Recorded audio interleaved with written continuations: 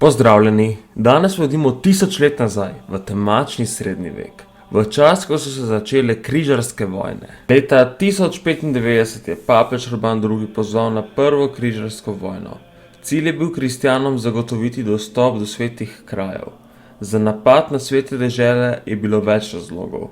Med njimi so bili predvsem prevelika populacija ljudi, ekonomski razlogi, preprečevanje širjenja islama in širitev krščanstva.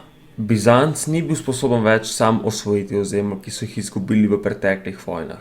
Ker so izgubili toliko ozemlja, so prosili papeža Urbana II, naj jim pomaga zavzeti svete dežele in njihovo ozemlje. Muslimani so se že zelo kritično približevali Konstantinoplu, prav zaradi tega je za pomoč prosil papeža Urbana II. Papež je novembra 1095 sklical kardinale in vse višje predstavnike rimokatoliške cerkve. Naslov govora se je imenoval Klic k osvobajanju. Združite se vsi kristjani in osvobodite kristjanske dežele v imenu Kristusa. Cilj kristjanov je bil, da pridejo do Jeruzalema in naredijo romarske poti varne. Za Romarje, saj se je velikokrat zgodilo, da so muslimani pobili in oropali Romarje na poti do Jeruzalema. In ga zopet pokristjanijo, saj so Turki iz Jeruzalema izgnali večino kristjanov. Zato se je veliko ljudi z veseljem lotilo pripravljanja na križarski pohod. Bili so besni zaradi muslimanskega obnašanja, zato so sklicali vse ljudi iz Evrope, ki so se hoteli bojevati. Seveda jim je papež obljubil velike nagrade, ves plen lahko obdržijo zase, za vsakega ubitega muslimana dobijo pri Bogu odpustek, čeprav so imeli globoko v sebi po večini višji cilj. Osvojiti sveto deželo za varen prihod kristjanov, da bodo lahko molili. Tukaj se močno vidi, kakšno moč je imela cerkev v zgodnjem srednjem veku.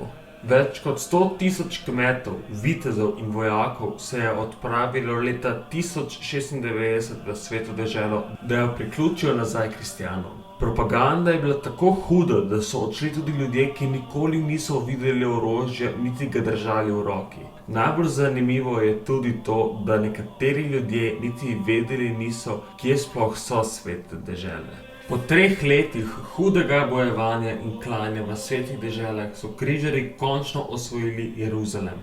Oblegali so ga kar 40 dni. Takrat so križarji v Jeruzalemu naredili manjši genocid in pobili vse Žide in muslimane. Kristjani so mesto držali le malo več kot 100 let, ko so ga muslimani zopet zavzeli in pregnali kristjane. Čeprav so od takrat dalje kristjani lahko spet normalno romali v Jeruzalem.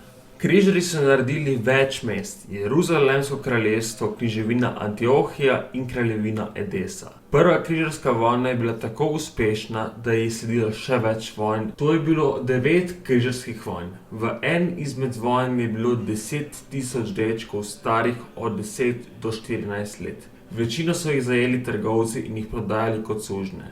Kasneje so bile križarske vojne bolj ali manj neuspešne. Papeži so pošiljali le manjše križarske odprave, ki pa so vedno imele le malo ljudi in niso mogli izvesti kvalitetnega napada nad muslimane. Na to je opozoril tudi Jacques de Molay, veliki templarski mojster. Sam je hotel s templarji po padcu Acre izvesti še en križarski pohod, ampak so ga obsodili izdaje in sežgali na grmadi. Upam, da vam je bil današnji dokumentarec všeč. Če vam je bil všeč, pritisnite like in se naročite. Hvala in lep dan.